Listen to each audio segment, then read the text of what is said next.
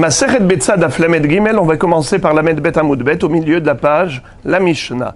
En shovrin et hacheres, ve'en chotrin et neyar, litzlot bo maliyah, ve'en gorfin tanur ve'kiraim, aval mechabbeshim.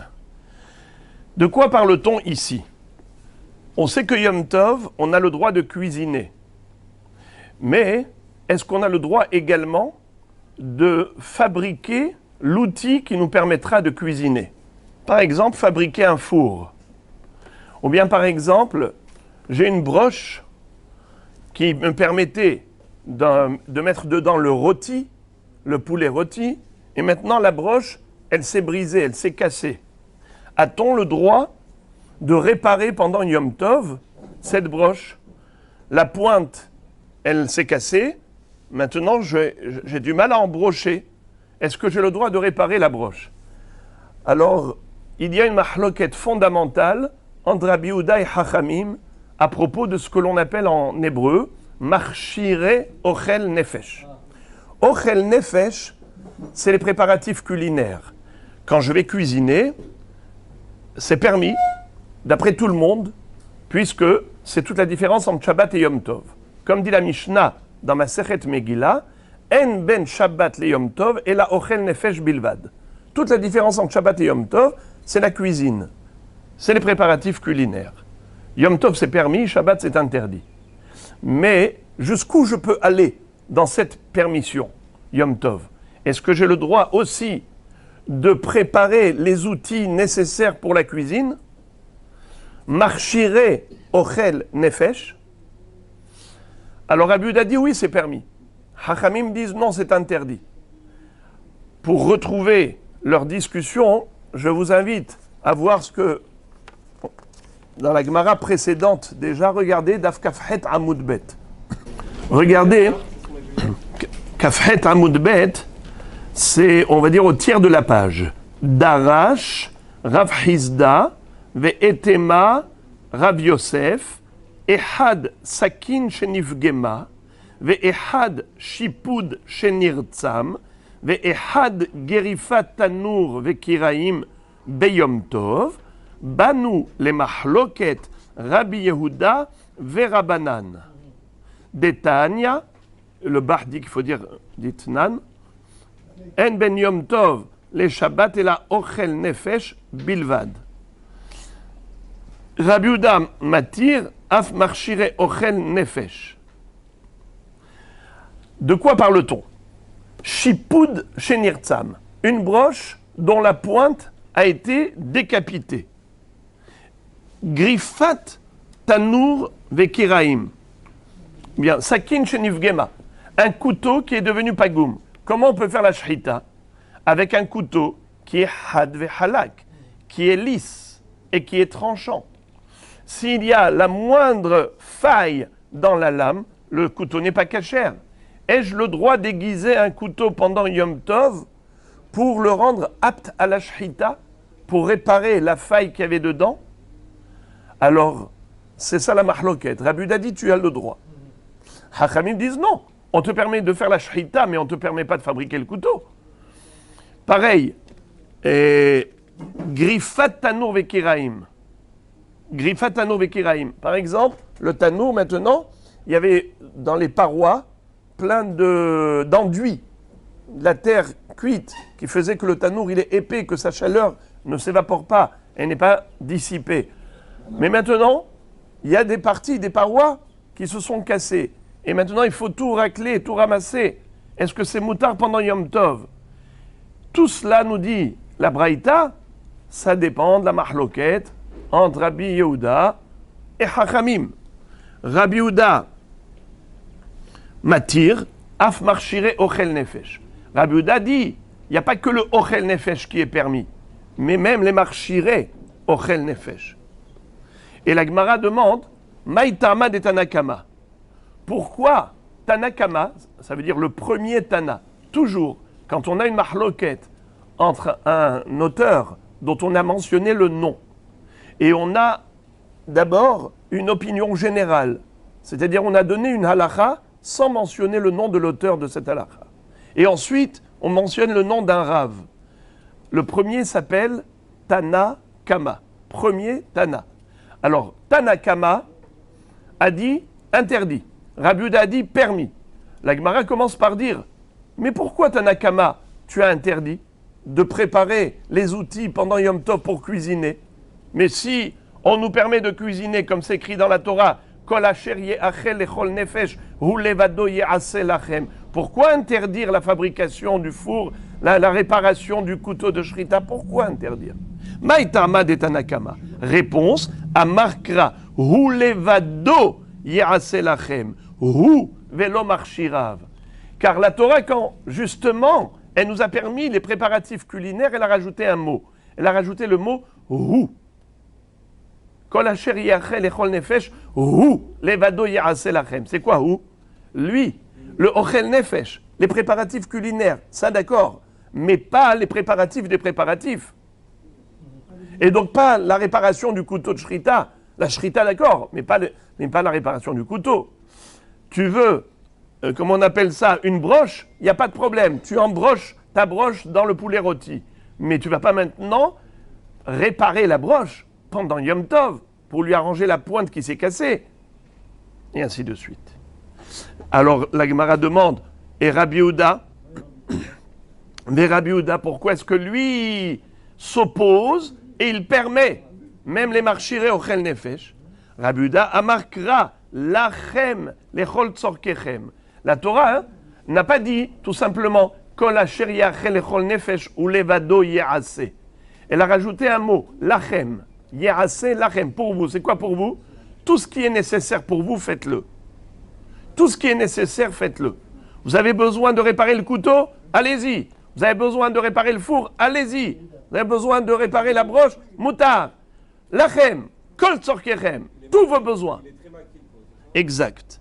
Alors la Gemara dit, Vetanakama haktiv lachem. Alors pourquoi Tanakama s'est opposé et il a interdit? Pourtant il y a écrit dans la Torah lachem, ce qui indique les kol tzorkechem. Amar lecha, Tanakama va te répondre, Hahu lachem velo lanochrim. Le mot lachem ici ne veut pas dire lechol tzorkechem, tous vos besoins. Ça veut dire lachem, c'est pour désigner la personne. Pour qui j'autorise de cuisiner pendant Yom Tov uniquement dans un objectif de faire manger un ben Israël, pas pour faire manger un nochri. Lachem velo lanochri. D'ailleurs, c'est la raison pour laquelle Yom Tov, il y a un problème d'invitation des nochrim. Car si on les invite à la maison, on va cuisiner pour eux, et on n'a pas le droit de cuisiner pour eux. Veidach nami haktivhu. Alors la Gemara dit, Rabbi Yehuda, lui, comment il va faire avec le mot hu? Puisque Hachamim, Tanakama, on dit hu, velo marchire ochel nefesh. Alors pourquoi Rabbi Yehuda autorise marchire ochel nefesh? Parce qu'il y a le mot lachem, qui veut dire kol tzorkechem. Ok. Mais qu'est-ce qu'il fait avec le mot ou qui est restrictif? La Torah veut bien exclure quelque chose. Quand on écrit ou, c'est une désignation absolue. C'est pour exclure tout ce qui n'est pas ça.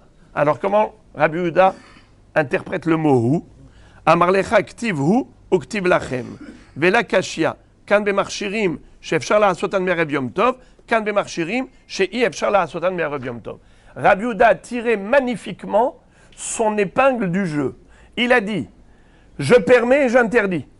Le mot hu, ça interdit. Le mot lachem, ça permet.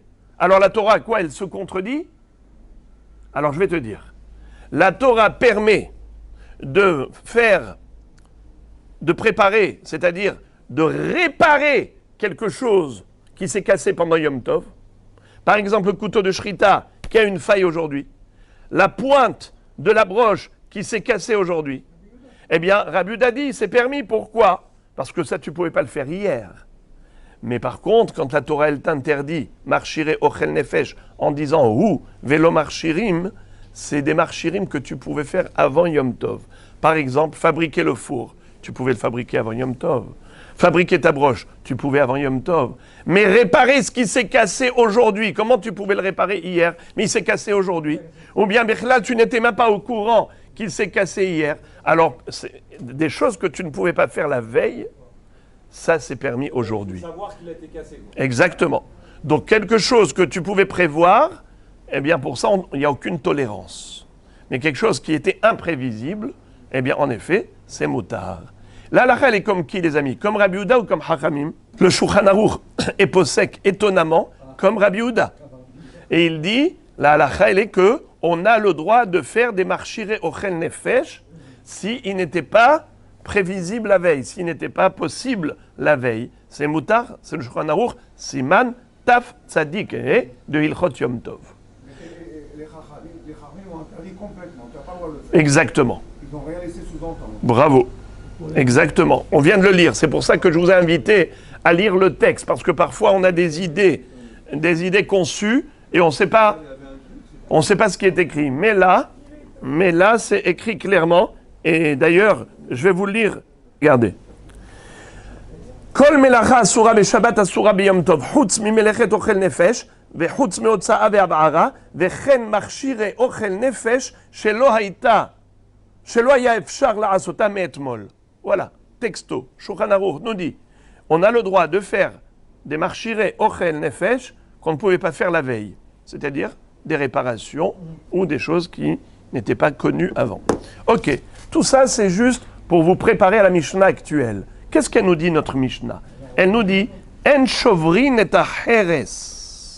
On n'a pas le droit de briser des tuiles ou des briques en argile pour faire cuire du poisson dessus. Parce que quand tu veux pas que ton poisson brûle ou ton steak brûle, alors tu es malin.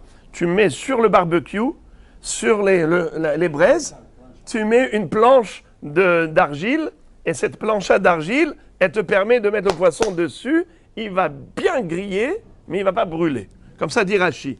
En shovrin tacheretz, kshetzolim dagim ala iskula, shekorim grille. Quand vous mettez du poisson sur la grille, chotrim kanim o kash shibolim, o shovrim harasim, o chotrim neyar veshorin bamaim, vesodrim aneyar al gava eskela, mipene shamatechet mithamem vesoref tadag. On prend même du papier ou du carton, on le mouille, on le met dans l'eau, pour pas qu'il brûle tout de suite avec avec le feu. Le Bartanora, il dit, on trempe le carton dans de l'huile. C'est bizarre, parce que l'huile, c'est inflammable. Mais apparemment, ça va prendre du temps jusqu'à ce qu'il va prendre feu. Mais Rachid dit, on trempe le papier dans l'eau, quand on n'a pas le choix, et on met ça sur la iskoula, sur la grille, de manière à ce qu'il n'y ait pas de contact entre la viande ou le poisson et la grille elle-même. Car la grille, c'est du métal, et le métal chauffe, il absorbe la chaleur du feu, et donc il devient lui-même source de feu. Ça, il rougit, et il va brûler ton poisson. Il va brûler là où tu as mangé ce qui était en contact avec la grille, ça ne va pas être bon, ça va être comme du charbon, amer. Alors si tu veux avoir une bonne cuisson, alors tu protèges ton poisson. Tu protèges ton steak. Alors, soit tu mets du papier mouillé, comme ici, neyar, ou bien Jerez, tu mets une plateforme d'argile, de terre cuite. Bekitsour, est-ce que j'ai le droit de casser pendant Yom Tov un morceau d'argile pour l'ajuster à mon four, à mon grille? Est-ce que j'ai le droit de déchirer du papier pour ensuite le tremper dans l'eau et le mettre sur ma grille? Interdit, c'est ce que m'enseigne ma Mishnah. En shovrin et acheres, ve en chotrin et aneyar litzlot bomaliach. Et pourquoi c'est interdit? Bravo! Oh là! Il a fait méode. Donc l'introduction, c'est ça. On a intégré l'introduction. C'était à cela que je voulais en venir. Ve en gorfin tano ve kiraim, et on n'a pas le droit non plus de racler le four. Aval mechab beshin, on a le droit de ratatiner, d'aplanir le sol du four, même s'il y a dedans toutes sortes de débris. Voilà, on a terminé le premier sujet de la Mishnah. Et maintenant, nous allons passer à autre chose qui n'a plus rien à voir. Ve'en makifin shte haviyot lishpot alehem et akedera, ve'en sombrim et akedera bebakaat, ve'chen bedelet, ve'en manhigim et abehema bemakel biyom tov, ve'Rabbi Elazar bar Shimon matir. Quand je lis chaque phrase de cette Mishnah, quand on lit comme Tehillim les Mishnayot, alors on pense que tout ça c'est le même sujet. Mais en réalité, c'est incroyable combien de notions se cache derrière chaque phrase de la Mishnah. Là maintenant, on a étudié quelque chose, mais je vous ai ramené au Daf Kafhet comme introduction pour qu'on comprenne réellement la première halakha. L'interdiction de déchirer du papier ou de casser de l'argile. Mais maintenant, regardez ça. En makifin, shte haviot lishpot alehem et akedera. C'est quoi d'abord makifin? Qui veut me dire quelle est la traduction du mot makifin? Alors, on n'est pas loin de Simchat Torah, on peut parler de hakafot, faire le tour. Mais ici, makifin, c'est un homonyme. Il ne faut surtout pas penser au hakafot. Ici, c'est makifin, c'est rapprocher deux éléments pour les mettre côte à côte. Par exemple, en makifin barea. On a dans Masechet Hulin les lois de Tréfa. Un poumon, quand est-ce qu'il a été atteint mortellement et la bête ne pouvait pas survivre? Par exemple, s'il y a un trou dans le poumon, la bête, elle est Tréfa. Ou bien, il peut y avoir toutes sortes de maladies du poumon. Alors, est-ce qu'on peut prendre un poumon et l'autre et dire « Ah, ce poumon-là, le Rav a dit que c'est permis. Alors, ce poumon aussi, s'il a un problème, il doit être aussi permis. » Non, en mekifin barea. Tu ne rapproches pas deux poumons pour les comparer l'un à l'autre. Donc, on a compris que le mot mekifin, ça veut dire proche. Ou bien, on retrouve également en tormin shelomina mukaf. Tu n'as pas le droit de faire la terouma et le maaser de fruits qui ne sont pas proches les uns des autres. Par exemple, toi, tu as des fruits chez toi à la maison, desquels tu devais prélever la terouma et le maaser. Et tu as des fruits maintenant à l'hôtel. Tu as des fruits qui n'ont pas encore été prélevés. Alors toi maintenant, tu as des fruits à l'hôtel, tu n'en as pas beaucoup, tu te dis, tu sais quoi? Au lieu de prélever ici la terouma et le maaser, ce qui va me réduire ma quantité, je vais dire comme ça. Kadosh Baruch Hu, la terouma que je vais donner pour ces fruits, elle se trouve dans mes fruits à la maison. Le maaser que je dois donner pour ces fruits se trouve dans mes fruits à la maison. La quantité que je dois prélever d'ici, eh bien, je désigne les fruits qui sont à la maison. Est-ce que c'est permis? Minatora, oui. Les Hachamim ont dit non. En tormin shelo mina mukaf. Faut pas faire la terouma et le maaser des fruits qui ne sont pas mukaf, qui ne sont pas proches. Pourquoi? Parce que peut-être quelqu'un là-bas les a jetés ou autres, ils ont disparu, et toi tu crois qu'ils existent, et tu es en train de dire, les fruits qui sont là-bas, ils sont trouma, ils sont maaser, alors qu'il n'y a même pas de fruits, ils sont déjà partis à la poubelle. Alors, c'est pour cela que Hachamim ont interdit. C'est juste pour vous montrer que le mot mukaf, ça veut dire proche. Alors ici, on nous dit, en mekifin shete haviyot lishpot alehem et akedera. On n'a pas le droit de rapprocher deux tonneaux pour poser dessus la marmite. De quoi on parle? On parle ici de fabrication de four. En fait, je n'ai pas de four, je n'ai pas de plaque de cuisson. Je n'ai pas ce qu'on appelle une kira. Kira, c'était la plaque de cuisson d'autrefois. Ils avaient comme une forme de tanour avec un trou en haut dans la plaque, au niveau du plateau. Ils avaient un trou, un orifice, et les braises étaient à l'intérieur de la kira, et on posait la kira en haut. Parfois, c'était avec deux feux. Mais quelqu'un qui se trouve à l'hôtel, à l'auberge, et il n'a pas de four, alors il fait avec les moyens du bord. Comment il fait? Intelligemment. Il prend deux tonneaux en argile, et il met des braises au milieu, et il pose sa kédéra entre les deux tonneaux. C'est-à-dire, il repose sur les deux tonneaux qui sont sur le côté. Donc, il y a à droite un tonneau, à gauche un tonneau, et au milieu la kédéra qui surplombe. Alors, est-ce que c'est permis pendant Yom Tov? Interdit. Pourquoi? Parce que ça ressemble à la fabrication d'un ohel, fabrication d'une tente. Comment on fabrique une tente? Un mur, deux murs, et ensuite une bâche dessus. En mekifin shte haviot lishpot alehem et akedera. Ve'en somchim et akedera bebakaat. Et on n'a pas le droit d'utiliser des copeaux de bois qu'on appelle bakaat, qui sont jetés ici et là, pour caler sa kedera. Moi, j'ai une kedera, j'ai une marmite, mais elle est bancale. Je voudrais la caler. Avec quoi? N'importe quoi. Je veux prendre un copeau de bois, ce qu'on appelle en hébreu bakaat. La racine du mot, c'est les vakeya, fendre. Quand je prends du bois et avec ma hache, je casse ce tronc de bois, je suis mevakeya etzim. Pour ça que le copeau de bois s'appelle bakaat. Moi, je veux prendre cette bûche, ce copeau, et m'en servir comme cale. Permis ou interdit? Interdit. Lama. Pourtant, ce même bois, j'ai le droit de le prendre et de le mettre dans mon four.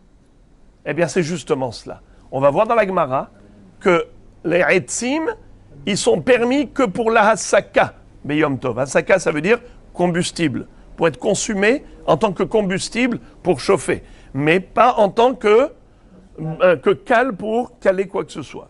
On n'a pas le droit d'utiliser ce bois pour d'autres utilisations. Vechen baddelet.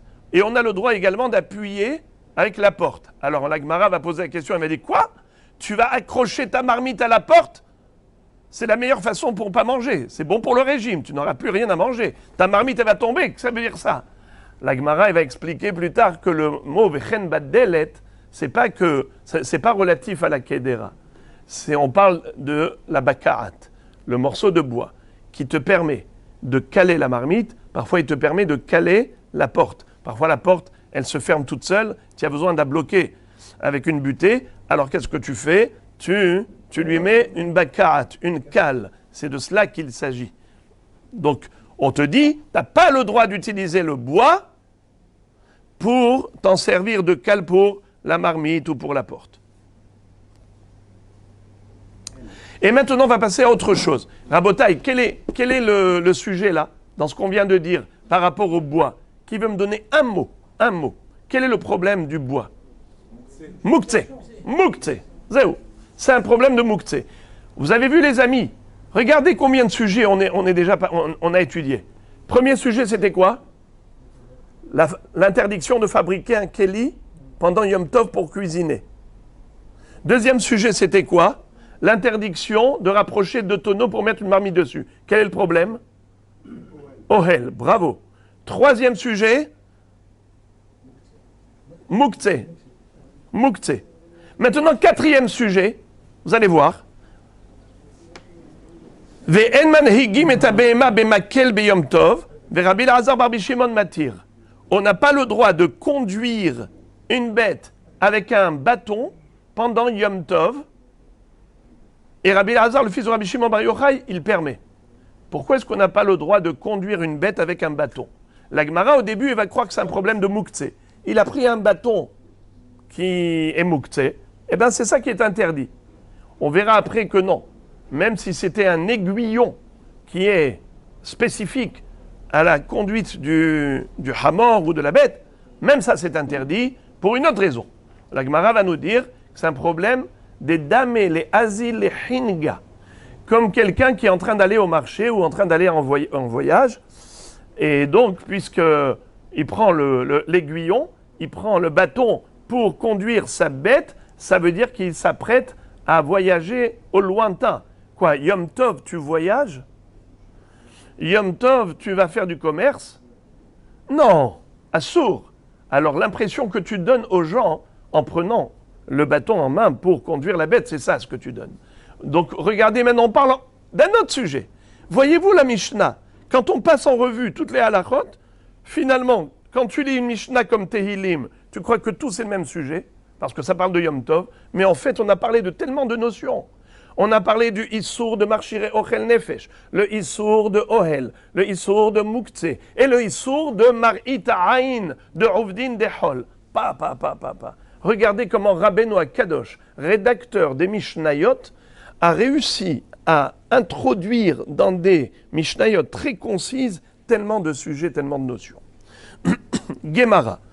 La Gemara maintenant va commencer par la première halakha de la Mishnah.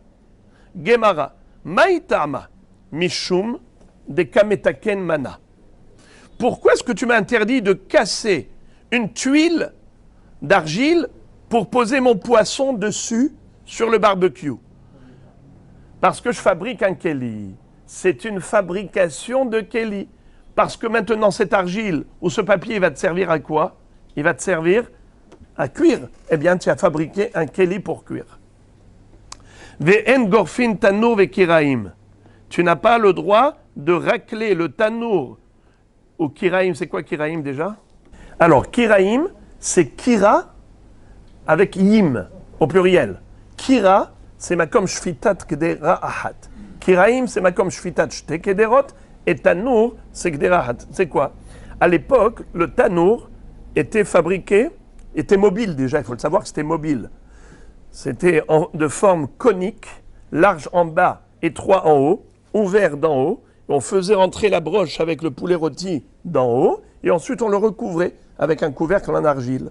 Et donc le feu qui était à l'intérieur, bien sûr pas directement sur la viande, mais sur les côtés, de manière à ce que la viande, elle subissait toute la concentration de chaleur, mais sans brûler, ça cuisait merveilleusement.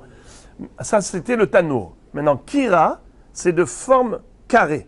Ça veut dire que la plaque, c'est haut, dedans on met les braises, mais la plaque, elle est carrée, avec un rond au milieu, et tu poses ta kedera dessus. Pas à l'intérieur, mais dessus. Kiraim, c'est rectangulaire. C'est exactement comme la kira, mais kiraim, shenayim, 2 fois la kira, c'est-à-dire une grande kira rectangulaire où on a deux trous pour poser 2 marmites. En gorfin tano ve kiraim, t'as pas le droit de racler tous les débris d'argile et de plâtre qui est tombé à l'intérieur du tanour. Rashi dit que c'est un problème de réparation. Mais le Shulchan Aruch dit que c'est un problème de mouktsé. Tous les débris sont mouktsé. Donc, en tout cas, il y a une discussion, c'est un débat, c'est pas évident de comprendre cette interdiction. Est-ce que c'est relatif au issour de fabrication ou relatif au issour de mouktsé? En tout cas, prenons Rashi comme base. Rashi qui dit que c'est un issour de fabrication. Tane Rabbi Hiya bar Yosef Kameh de Rav Nachman. Ve'im i efshar le'efot elaim ken gorfo mutar. Rav Hiya bar Yosef a dit à Rav Nachman qu'il y a une baraïta qui nous dit que si on n'a pas le choix que de racler tous ces débris, eh bien c'est permis. Comment ça se fait? C'est rigolo ça. Assour, mais si tu n'as pas le choix, alors c'est permis. Et oh! Exactement. Alors le couteau qui s'est cassé le premier jour, permis ou interdit? D'après Rabbi Yehuda, permis. D'après Chachamim, interdit. Nous dans la Mishnah, qu'est-ce qu'on a dit? En gorfin. Alors, pourquoi tu me dis i efshar mutar? Alors il me dit, regardez ça, ce qui est beau.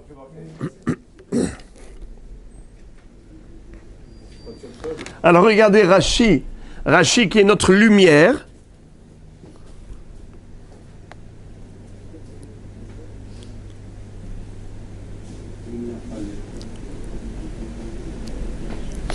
Regardez, Rashi, comment il nous éclaire les yeux. C'est trop beau. Sans vous prendre beaucoup de votre temps, mais je vous invite à regarder Rashi dans 2 endroits. Rien que pour vous montrer combien il est éclairant. La lumière de tous les temps, Rashi. Regardez ça. Au plein milieu de la page, il est écrit comme ça. Ve'en gorfin tanur ve'kiraim. Regardez, en plein milieu de la page. Im nafal letocho. Minatafel ve'atiyah. En gorfin oto. Demetaken manahu. C'est interdit parce qu'il fabrique un keli. Ve'atia kera banan de amre marchire ochel nefesh asire. Rachid dit une petite phrase. Il dit, tu veux savoir pourquoi la Mishnah nous a interdit de racler le four et de le réparer? Parce que cette Mishnah, elle pense comme Chachamim, qu'on n'a pas le droit de réparer un keli pendant Yom Tov, même s'il s'est cassé pendant Yom Tov, même si le four a perdu ses parois, c'est-à-dire la partie interne des parois qui est tombée, interdit de réparer. Pourquoi? Atia kerabanan. Ça veut dire quoi, Atia kerabanan? Cette Mishnah, elle va d'après Chachamim qui interdisent marchire ochel nefesh. Et regardez maintenant, quand on a lu la Braïta qui dit, si on n'a pas le choix, alors c'est permis. Rashi dit, regardez, je vous en prie, regardez, Gemara. C'est juste, vers la fin des petites lignes, il y a écrit Gemara. Vehim i efshar lo mutar. Qu'est-ce que dit Rashi? Qu'est-ce que vous lisez, s'il vous plaît, dans Rashi? Hein? Oui, mutar, mais qu'est-ce qu'il écrit en abréviation? Bravo! Il dit Rabbi Yehuda. Ça veut dire quoi Rabbi Yehuda? C'est qui ce Rabbi Yehuda?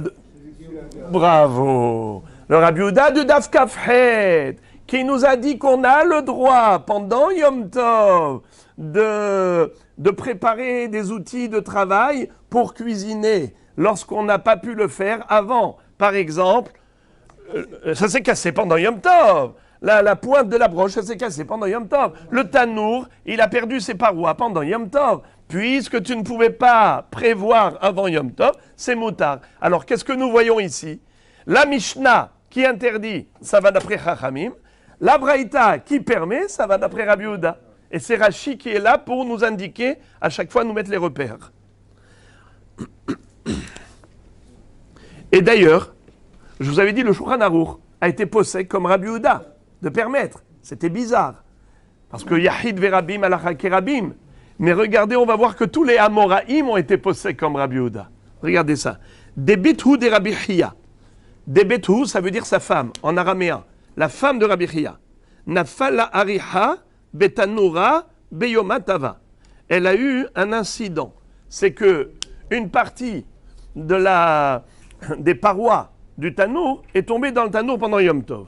Amar la Rabbi Chia s'adresse à son épouse pendant Yom Tov, il lui dit Hazé de Anna rifta ma'aliyata ba'ina. Il a dit attention, je ne veux pas du pain brûlé, je veux du bon pain. Hein? Qu'est-ce que ça veut dire? Si tu laisses tout ce balagan sur le sol du tanour, et après tu me mets le pain, et le pain il est au contact direct avec tout ça, ça va me donner un très mauvais pain. Moi je veux du bon pain. Ça veut dire en d'autres termes, il lui dit racle. Au lieu de lui dire de racler tout ce qu'il y a sur le sol, il lui dit je veux du bon pain. Tu as compris ce qu'il faut faire toute seule, tu as compris ce que je veux. Une autre histoire de la même façon. Amar le Rava le Shamae. Rava a dit à son shamash, Taveli bar Avza veizdaher meharocha. C'était pendant Yom Tov. Il lui a dit, tu vas me rôtir une noix, une bonne oie, toute grasse. Oie. O-I-E. Avaz. Regardez même en hébreu, comment on écrit Avaz. Aleph, Vav, Vav.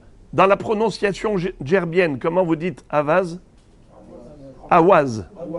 Awaz. Une oie. Et il lui a dit Zdaher meharocha.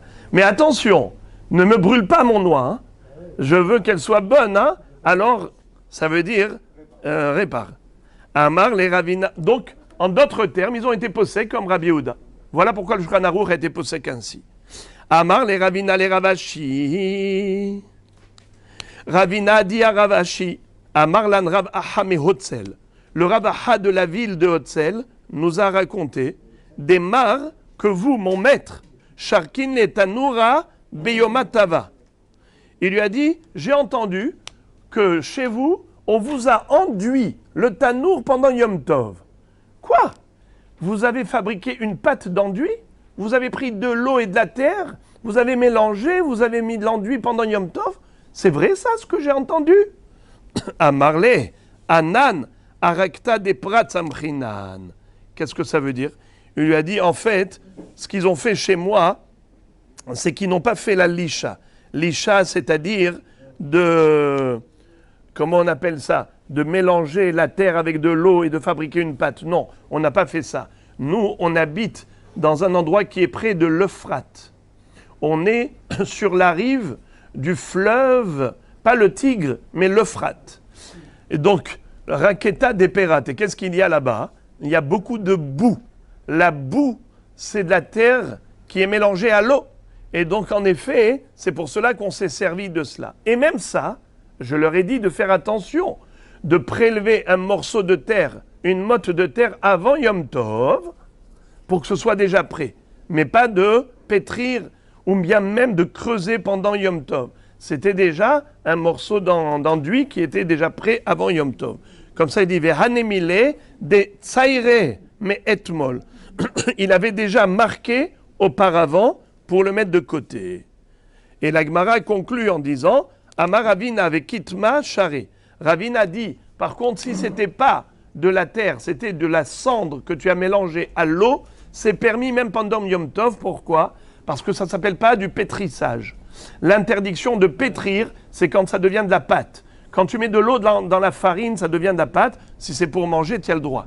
Mais quand tu veux pétrir de la terre avec de l'eau pour fabriquer une pâte de terre, pour servir d'enduit dans le four, pour épaissir les parois du four, eh bien, ça c'est assour, mais c'est assour que si c'est de la terre.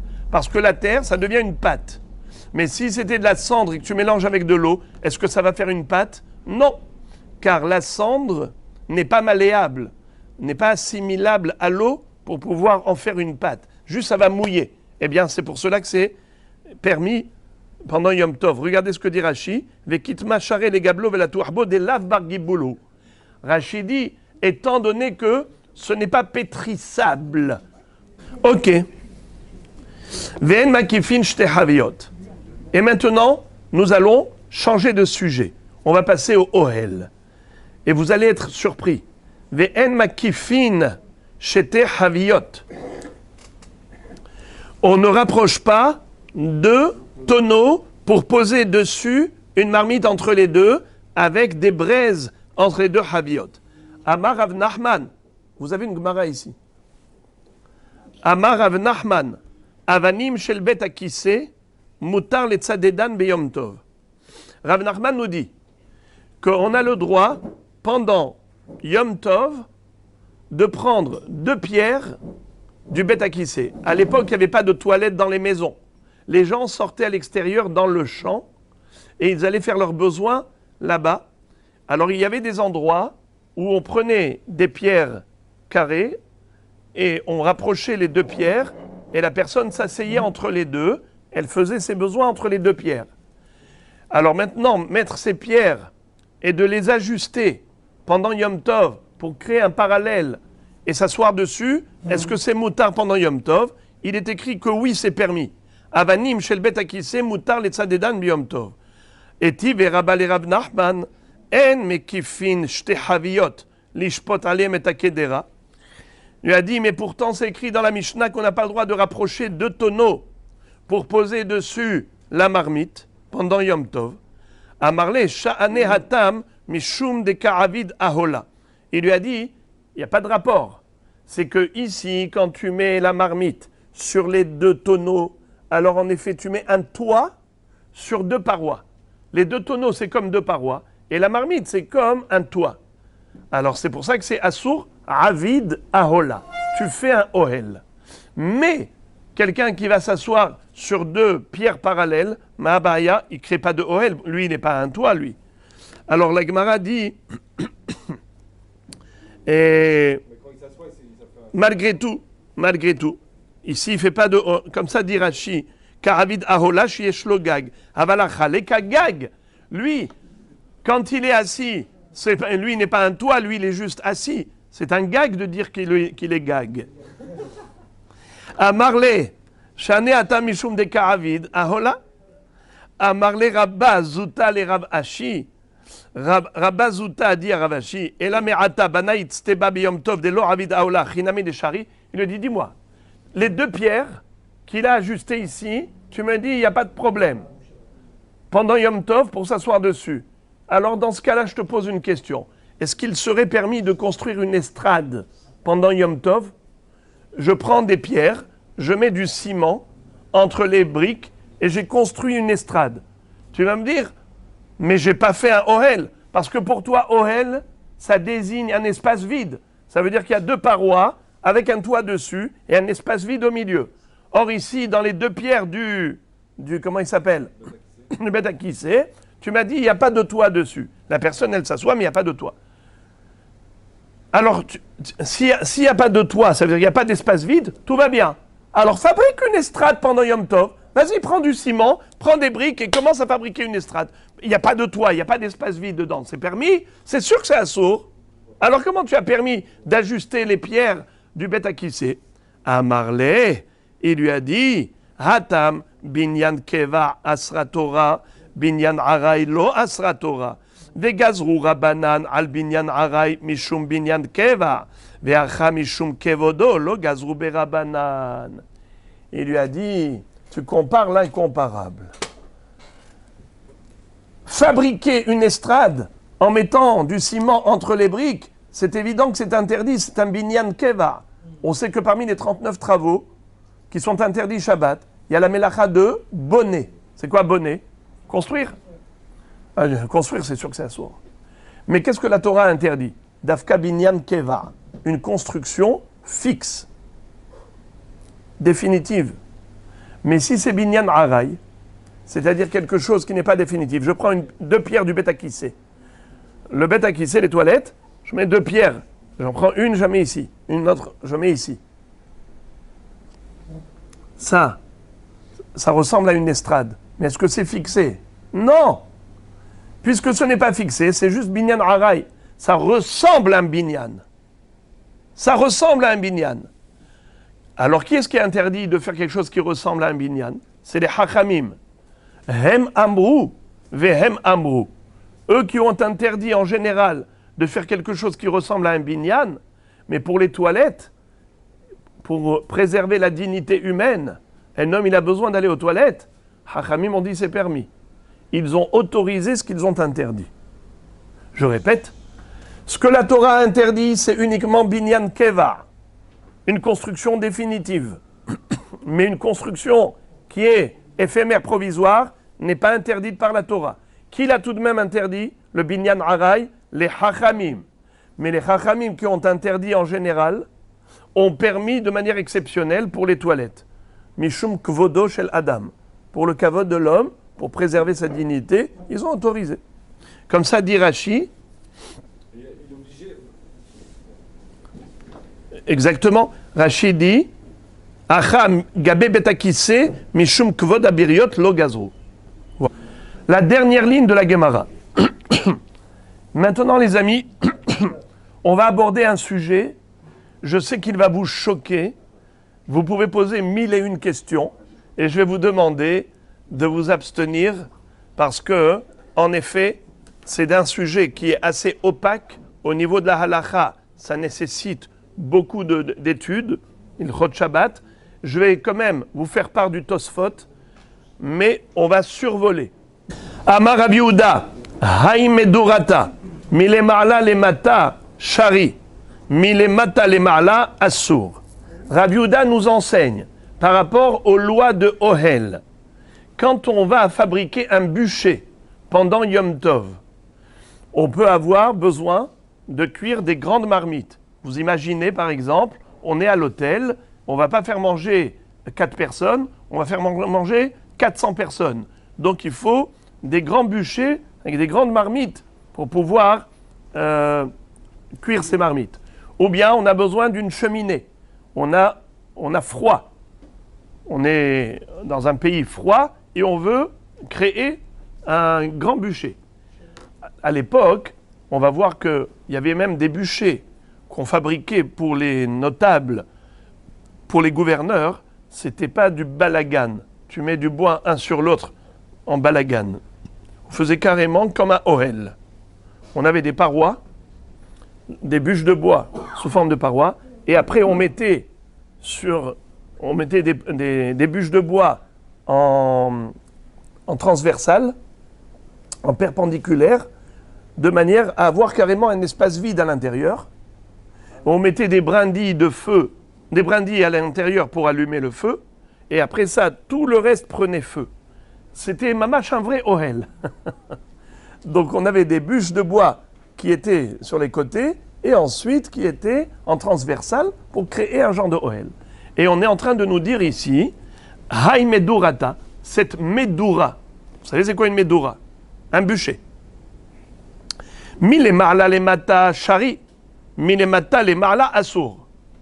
Si on met les parois de haut en bas, c'est permis. Mais de bas en haut, c'est interdit. Qu'est-ce que ça veut dire? Puisqu'on a interdit de fabriquer un ohel. Donc l'interdiction, c'est de fabriquer le ohel de manière normale. Mais si tu fabriques un ohel de manière anormale, inhabituelle, ce qu'on appelle des chinouilles, pour la nécessité d'allumer le feu, chose qui est permise puisque tu as le droit de cuisiner pendant Yom Tov, on te dit, mets d'abord ceux d'en haut et ensuite ceux d'en bas. Ça veut dire qu'il y ait quelques personnes qui attrapent les bâtons de bois, ceux qui vont être en hauteur, et ensuite arrivent quelques personnes et qui nous mettent les bois, les poutres de bois qui vont être en dessous. Donc faire le haut avant le bas, chose qui est évidemment anormale, parce que toujours tu construis d'abord les parois et après tu mets le toit. Je répète, Haimedurata, mille marla le mata shari. La medura, si tu la fabriques de haut en bas, c'est permis. Mille mata le marla assour, mais de bas en haut, c'est interdit. Vechen biata, pareil pour les œufs. C'est quoi cette histoire des œufs? Rashi nous explique, il dit que à l'époque, comment ils cuisaient les œufs, ils avaient des trépieds, ils mettaient sur la grille du trépied, ils mettaient les œufs. Et il y avait le feu qui était sur le sol, et la chaleur des braises montait et allait cuire ces œufs. Regardez Rashi, le premier Rashi de la page. Vechen be'ata, betzim gasot, des gros œufs. Hanetunot alpene keli halul, qui étaient posés sur un keli où il y avait un espace vide. Halal. Keren, trépied. Vous avez vu Rashi, la chance que vous avez, vous les francophones, de pouvoir comprendre le français de Rashi. Regardez la première ligne de Rashi. Trépied, même avec un dalet. Il a mis même un dalet, carrément l'écriture en français. Ohala iskela. Iskela, c'est une grille. En moshivin et akeli tehila ve'acharkach yesader alav. Et là, yohazenu beyado ve'yoshiv abetza alav ve'acharkach yoshiv akeli al gehalim shelo ya'asenu keseder abinyan. Ça veut dire que il faut d'abord mettre l'œuf dans le trépied et ensuite il pose le trépied sur le feu. Vechen kedera, c'est ce qu'on avait vu dans la Mishnah, qui n'a pas le droit de rapprocher les deux tonneaux pour poser la kedera dessus avec les braises qu'il y avait entre les deux tonneaux. Il faut d'abord tenir la kedera et ensuite quelqu'un qui vient et qui rapproche les deux tonneaux pour que ce soit de haut en bas et pas de bas en haut, c'est-à-dire l'inverse de la normale. Vechen puria, pareil pour le lit. Quand tu vas monter ton lit, il faut mettre d'abord le sommier et ensuite les pieds. Et pas l'inverse. Les pieds, les montants, et ensuite dessus le sommier. À l'époque, le sommier, c'était en cuir. C'était du cuir, un gros morceau de cuir qui était étiré, étendu sur les montants du lit. Accroché sur les montants du lit. Il dit, là aussi, il ne faut pas que tu mettes d'abord le lit et ensuite dessus le sommier. D'abord le sommier, quelqu'un le tient et ensuite quelqu'un rapproche les montants du lit. Ça s'appelle pouria. Vechen havita. Également, lorsqu'on va mettre des haviot les unes sur les autres, on va les ranger. Eh bien, quand on avait l'habitude de mettre une sur deux. Il y en a deux en bas et une au-dessus. Exactement. Alors on te dit, il ne faut pas mettre celle d'en bas et ensuite celle d'en haut. Il faut que quelqu'un tienne celle du haut et ensuite on rapproche celle d'en bas pour ne pas créer le ohel de manière habituelle. Tosfot, je n'ai pas l'habitude de vous faire lire le Tosfot, mais là exceptionnellement, regardez s'il vous plaît, Daf Lamed Bet Amoud Bet, pas le Tosfot de Lamed Gimel, regardez Lamed Bet Amoud Bet, le deuxième Tosfot. Milemata le marla assour. Mishum dehave derech binyan. Parce que c'est la manière habituelle de construire. On construit toujours d'abord les parois d'en bas et ensuite le toit en haut. Vechen avetama de kulan. C'est la raison de tout.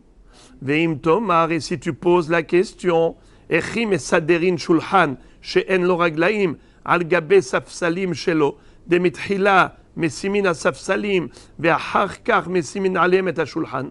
Alors tu vas poser la question, comment on fait pour une table qui est démontable? On met d'abord les tréteaux et ensuite on met la plaque. C'est-à-dire qu'on a d'abord les tréteaux et ensuite la planche. Comment est-ce que tu fais Shabbat pour fabriquer cette table? Nachon, c'est moutard. On le sait qu'on a le droit de poser la planche sur les tréteaux. Comment ça se fait que c'est permis? Pourtant, tu mets d'abord les tréteaux et ensuite tu mets la planche. d'après tout ce qu'on vient de dire maintenant, il faut d'abord tenir la planche et que quelqu'un ensuite, il approche les tréteaux par en dessous? Je répète la question de Tosfot. Veim tomar, echim esaderin et hashulchan she'en lo raglaim, al gabe safsalim shelo, shemitechila mesimim asafsalim, ve'achar kach mesimim alem et hashulchan. Point d'interrogation. Yesh lomar, dehoil ve'en lahem mechitzot share. Tosfot donne une réponse du miel. Il dit tout simplement, c'est que cette table qui tient sur des tréteaux, il n'y a pas de paroi. C'est vide en dessous. C'est vrai que c'est le cadre du tréteau, mais tout est vide. Alors il n'y a pas de paroi. C'est pas comme les deux tonneaux ou tout ce qu'on a vu jusqu'à présent, c'est qu'il y avait toujours des parois. Mais ici, il n'y a pas de paroi. Exactement. C'est vrai, mais apparemment c'était un trépied, pas comme le nôtre, qui est juste comme ça des pieds. Il faut croire que c'était comme ça. C'est-à-dire qu'il y avait des parois. Ça tenait sur deux parois. Avec un trou en haut. Alors, nous, on a parlé jusqu'à présent du Yom Tov. Non, mais lui, Tosfot, il parle de manière générale. V'yesh lomar, Tosfot disent comme ça. V'yesh lomar de kol hanach de'az enan asurim elaicha shemtaken ha'ohel v'amechitzot avalim asa ha'ohel blo mechitzot shari. Ve'atam gabekira mechitzot hayu asuyot mitechila. Alors il dit également que tout ce qu'on interdit, c'est lorsque il a d'abord fabriqué les mechitzot et ensuite il a fait le ohel. Mais si tu fais des ohel, un ohel sans mechitzot, c'est permis. Ve'atam gabekira mechitzot hayu asuyot mitechila. וכן פירש רך גבי בעתה כגון שיש ביצים מכאן ומכאן ואחת על גביהן והאור תחת אביהן ולא כפירש רש"י שפירש ביצים שמצדרין על גבי איסקולה דכיוון דליקה מחיצות לא הווה כהן בניין.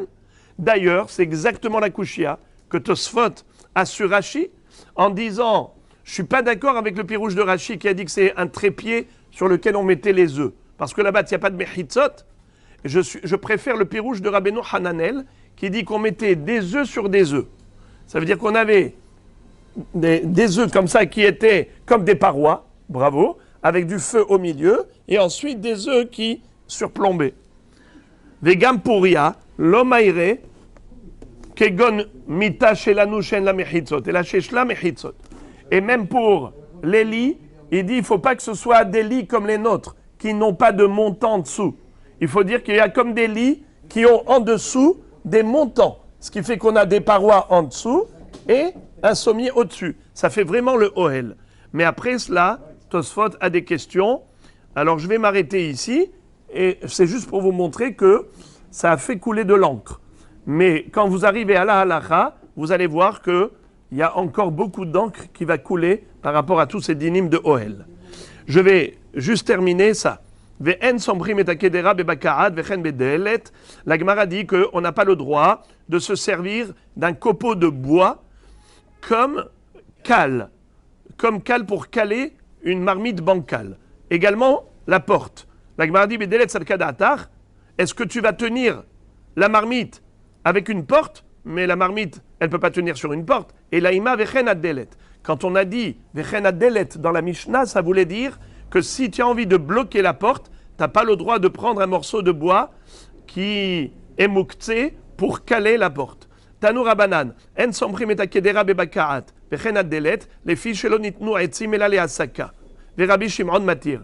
Alors là, maintenant, on dévoile le problème. C'était quoi le problème des copeaux de bois? C'est que c'est mouktsé. Comment ça se fait que c'est mouktsé? Mais pourtant, on peut s'en servir comme bûche de bois, comme combustible.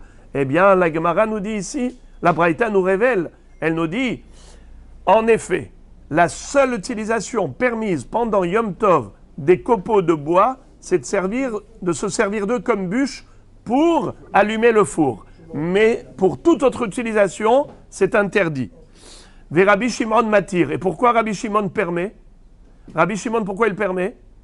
Parce qu'il n'a pas le digne de Mouktsé. On connaît Rabbi Shimon, lui, contrairement à Rabbi Yehuda. Et regardez Rabotai, quelque chose qu'on va voir tout à l'heure dans Rashi qui est spectaculaire, dans quelques secondes. On n'a pas le droit de conduire une BMA avec un bâton pendant Yom Tov. Mais Rabbi Elazar Barbi Shimon m'attire. Mais Rabbi Elazar, le fils de Rabbi Shimon, il permet. La Gemara demande, Lema Rabbi Elazar Barbi Shimon qui avoua svirale delit le mukte. Faut-il dire que Rabbi Elazar, il pense comme son père Rabbi Shimon Bar Yochai, qui ne tient pas du din de mukte. C'est pour ça qu'il est cool et il permet de conduire la bête avec un bâton, parce que le bâton n'est pas mukte pour lui. La Gemara répond, Lo, non. Beha filo Rabbi Shimon modé, mishum de merze keman de azil et hinga. Dans ce cas, même Rabbi Shimon est d'accord que c'est assour. Pas pour une raison de mukte, mais pour une raison de mar'it aïn. Car celui qui conduit une bête avec un bâton, il donne l'impression d'aller en voyage au lointain ou bien d'aller au marché. Hinga. Hinga, c'est faire le tour du marché. Comme les gens qui sont au marché, on dirait qu'ils font des rondes. Alors ça, c'est assour pour Rabbi Shimon Bar Yochai, mais Rabbi Elazar, son fils, il permet même ça. Hizra, Rav Nachman, dites-leur, il nous reste encore 5 minutes. Hizra, qu'est-ce que c'est que Hizra? Hizra, Rashi dit Anaf Etz, Shuhad Kekotz, Veraoui Letokro Batsali, Kemin Shipud Velitzlotbo. C'est-à-dire, imaginons par exemple que je n'ai pas de broche. Est-ce que j'ai le droit de prendre une Hizra à la place de la broche? C'est une branche qui est pointue. Rav Nachman Asar ve Rav Sheshet Shari. Rav Nachman il dit permis, Rav Sheshet il dit interdit. Berati va couler alma la peligé de Assour, qui beligé beyabashta. Si on parle d'un bois qui est pointu, que je veux utiliser à la place de la broche, si c'est un bois qui n'est pas apte à la combustion, parce qu'il est frais, on n'utilise jamais des bois frais. Toujours on utilise des bois qui sont secs en tant que combustible. Alors en effet, si c'est rétiva, ratouv, frais, qui est humide, qui n'est pas sec, tout le monde est d'accord que c'est assour de l'utiliser comme broche. La mahloket, elle est dans le cas où c'est sec. J'aurais pu l'utiliser comme combustible. Est-ce que je peux l'utiliser comme broche pour le poulet rôti? Alors, Mande Asar, Amarlecha lonitnu etzimela le asaka. Celui qui interdit, il te dit parce que, en effet, les etzim, on ne peut les utiliser qu'en tant que combustible. Pour toute autre utilisation, c'est mukte. Et là, tu veux l'utiliser comme broche, c'est mukte. Mande shari, mais celui qui permet, Amarlecha, il va te dire pourquoi je permets. Mali litzlot bo, mali litzlot begahalto. Il dit, au moment où tu le mets dans le feu, au lieu de le mettre en tant que braise, le bois, je le mets en tant que broche. Qu'est-ce que ça change? Mais ça sert justement à le griller. Griller dedans, griller dehors. Le bois, il peut être en dessous. En tant que braise, tu me dis c'est pas moukte. Maintenant, quand je le mets à l'intérieur de la viande, tu me dis c'est moukte. Parce que c'est pas en tant que combustible. Mais finalement, c'est ce qui me permet de griller. Alors c'est presque comme un combustible. C'est pour ça que lui, il permet. L'autre, il dit mapitom. En dessous, permis, c'est un combustible. Dedans, c'est pas un combustible. Et l'autre, il dit, mais ça ressemble. Permis. Ikade Amré, il y a ceux qui présentent la mahloket de Rav Nachman et Rav Sheshet inversement. Et il dit comme ça. Bia beshta koule alma la pligé des charrés. Si c'était une broche d'un bois sec, c'est sûr que tout le monde permet. Comme on a dit, quelle différence dedans ou dehors? Qui pligé berativta. La mahloket entre eux, c'est quand il s'agit d'une branche qui est humide, qui est fraîche, qui ne peut pas servir de combustible. Man de asar lo hazela asaka. Celui qui est interdit, il dit parce qu'il ne peut pas servir de combustible. Alors c'est mukte. Man de shari amarlecha ha hazela asagadol. Celui qui permet, il dit, tu veux savoir quelque chose, viens, je vais t'apprendre une technique. Quand on fabrique un bûcher, c'est vrai que au début on met des bois secs. Mais une fois que le feu est allumé, tu peux mettre un bois humide et il brûle dedans. Hesek gadol, une fois que tu as un grand feu, tu peux mettre même un bois frais, il brûlera, il n'y a pas de problème. Veil cheta, mais la halacha, elle est comme ça. Il y a beshta, sharir et tifta asur. La Gemara a tranché la halacha et elle dit, je ne permets que un bois sec, mais pas un bois humide. Darash Rava. Rava fait une dracha. Isha lotikanes le dira etzim nitol mehem oud. Une femme n'a pas le droit de rentrer dans le dépôt du bois, dans l'entrepôt où il y a toutes les bûches de bois, pour utiliser un bâton en tant que oud. C'est quoi en tant que oud? En tant que fourche pour remuer et attiser les braises. Ça veut dire c'est pas pour mettre dans le feu, c'est juste pour remuer les braises. Ve oud shenishbar asur le asiko beyom tov. Et si on a un oud qui a été brisé, on n'a pas le droit de s'en servir en tant que combustible.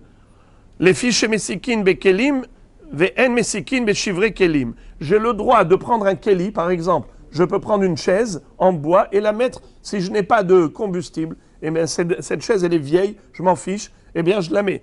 Mesikin bekelim, mais pas shivre kelim. Je n'ai pas le droit de prendre une chaise qui s'est cassée et de prendre des débris de bois pendant Yom Tov. Pourquoi? Car la chaise, en tant que chaise, tu as le droit d'apprendre. C'est pas mouktsé. Tu la mets dans le feu. Mais lorsqu'elle s'est cassée, c'est déjà devenu mouktsé. Tu ne peux pas prendre un morceau de bois qui s'est cassé. Les memra des Rava, qui Rabbi Uda svirale, deit les mouktsé. Ça veut dire que Rava, il est possèque, comme Rabbi Uda qui interdit le mouktsé. Et pas comme Rabbi Shimon qui permet le mouktsé. Vea amar les Rava les shamae. Pourtant, Rava, il avait dit à son shamash, Taveli bar avza, veshade me'e les shunra. Je te demande de me rôtir une oie. Tu prends, pas un poulet, une oie, et tu vas me la rôtir. Mais tu sais ce que tu fais avec les intestins? Après la shrita de l'oie, pendant Yom Tov, tu prends les intestins, tu les jettes au chat. Mon chat, il est gentil. Tu lui donnes à manger. Donne-lui les intestins, les boyaux. Mais les boyaux, c'est mouktsé, puisque ce n'est pas mangeable pour un homme. Comment ça se fait qu'il a le droit de les prendre et de les donner au chat? Comment ça se fait? C'est mouktsé? Pourtant, alors Rava, il se contredit. Rava, il est possèque comme Rabbi Uda qui interdit le mouktsé. Alors comment il a autorisé à son shamash de prendre les intestins? Mais les intestins ne sont pas mangeables. Comment il peut les prendre pour les donner au chat? La Gemara répond, Hatam kevan de masrehe, mais etmol da'ate il l'avait. La Gemara dit, étant donné que l'homme, il sait que pendant Yom Tov, il va manger l'oie. Il sait qu'à l'intérieur, il y a des choses qu'il ne pourra pas manger. Ça va être masriah. Donc depuis le début, il a destiné au chat les boyaux, les intestins, les entrailles. Donc c'est pas mouktsé, parce que mouktsé c'est quelque chose auquel tu n'as pas pensé, mais quelque chose que tu as prévu de t'en servir, eh bien oui, c'est utilisable. Donc voilà pourquoi il peut manger l'oie et donner les entrailles au chat. Et juste, je termine en vous disant que Rashi dit que tout cela, c'est pas la halakha, parce que nous on est possèques comme Rabbi Shimon, et pas comme Rabbi Uda. Alors Rashi a balayé toutes ces shittot, parce qu'il dit, eux, ils étaient possèques comme Rabbi Uda. Mais nous, on est possèques comme Rabbi Shimon. Tous ces interdits disparaissent. Regardez Rashi, c'est trop beau.